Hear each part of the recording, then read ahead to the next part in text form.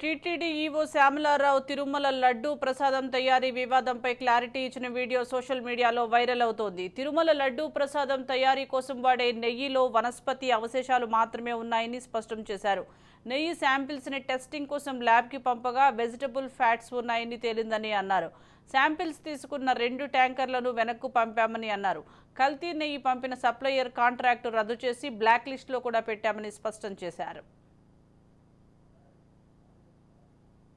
వనస్పతి అంటాం కదా, vegetable ghee or vanaspati or whatever, అది కలిసిందని తెలిసింది. ఆ సప్లయర్ కి బ్లాక్ లిస్ట్ చేయడానికి షోకాజ్ నోటీస్ ఇవ్వడం జరిగింది. ఈ టెండర్ ట్యాంకర్స్ కూడా 2 ట్యాంకర్స్ ఉన్నాయి. ఆ 2 ట్యాంకర్స్ కూడా రిజెక్ట్ చేయడం జరిగింది. 2 ట్యాంకర్స్ తీసుకున్నాము. ఒక ట్యాంకర్ ది రిపోర్ట్ వచ్చిన తర్వాత షోకాజ్ నోటీస్ ఇచ్చాము. ఇంకో ట్యాంకర్ కూడా అది కూడా శాంపుల్ ఫెయిల్ అయింది, రెండోది కూడా. సో అది కూడా షోకాజ్ నోటీస్ ఇవ్వడం జరుగుతుంది. ఆ శాంపుల్లో అడల్టరీ